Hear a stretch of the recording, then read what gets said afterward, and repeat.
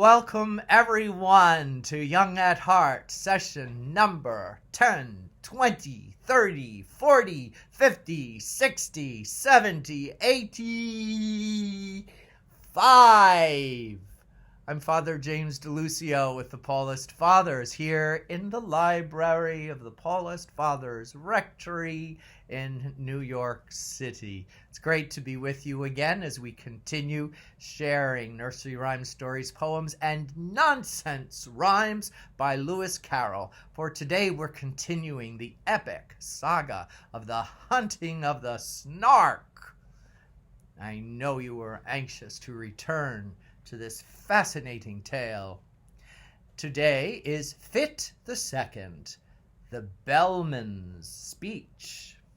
And I know that you're going to want some help in envisioning this Bellman, and my book has some illustrations. So let's share those with you now. Here he is on the title page, the Bellman. Notice his bell. There, the title, The Hunting of the Snark. Okay, and then we have the banker whom you met yesterday. There he is, looking quite perturbed. But back to the Bellman, because he is the object of Fit the Second. There he is, ringing his bell, ding-a-ding-ding. Ding-a-ling-ling, ding-dong, ding-dong. There he is, and there's all the members of the crew about which you heard in almost excess their particular characteristics. Notice the beaver at his foot. There we are, and a very interesting overcrowded boat, too, I must say.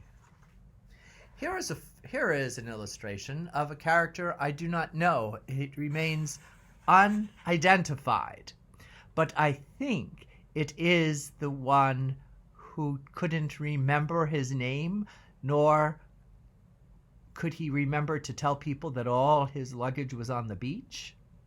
It might be, although he has like a barrister's wig, so no, perhaps he's simply the barrister. I wish they would give us an illustration with the man who didn't remember anything, because he was quite interesting, and he was the main character, really, in the second half of Fit the First.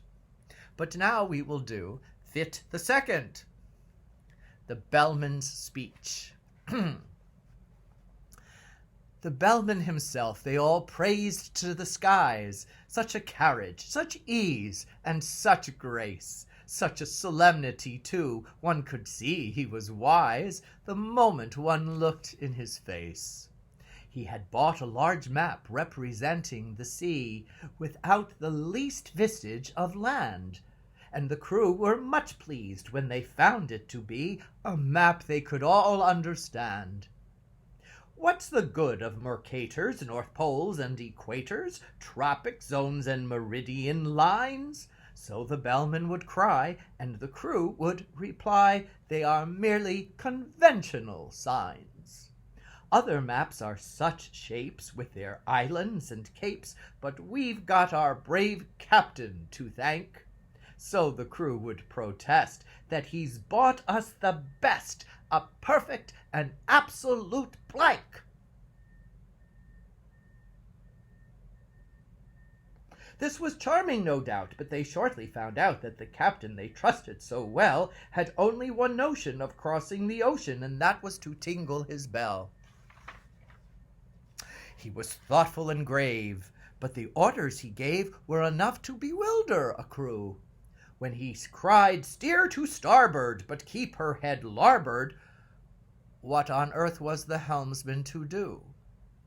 Then the bowsprit got mixed with the rudder sometimes, a thing, as the Bellman remarked, that frequently happens in tropical climes when a vessel is, so to speak, snarked. But the principal failing occurred in the sailing, and the Bellman, perplexed and distressed, said he had hoped at least, when the wind blew due east, that the ship would not travel due west. But the danger was past. They had landed at last, with their boxes, portmanteaus, and bags. Yet at first sight the crew was not pleased with the view, which consisted of chasms and crags. The bellman perceived that their spirits were low, and repeated in musical tones some jokes he had kept for a season of woe. But the crew would do nothing but groan. He served out some grog with a liberal hand, and bade them sit down on the beach. And they could not but own that their captain looked grand as he stood and delivered his speech. Friends Romans and countrymen, lend me your ears. They were all of them fond of quotations. So they drank to his health, and they gave him 3 cheers, while he served out additional rations. We have sailed many months, we have sailed many weeks, 4 weeks to the month you may mark, but never as yet, 'tis your captain who speaks, have we caught the least glimpse of a snark.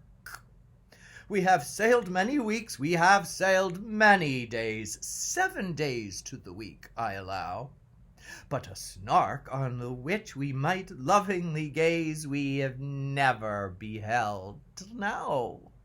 Come, listen, my men, which I tell you again, the 5 unmistakable marks by which you may know, wheresoever you go, the warranted, genuine snark.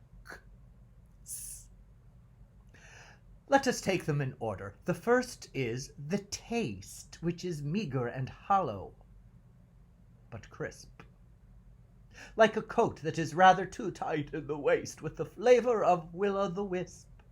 Its habit of getting up late, you'll agree that it carries too far when I say that it frequently breakfasts at 5 o'clock tea, and dines on the following day. The third is its slowness in taking a jest, should you happen to venture on one, and it will sigh like a thing that is deeply distressed, and it always looks grave at a pun. The fourth is its fondness. Oh,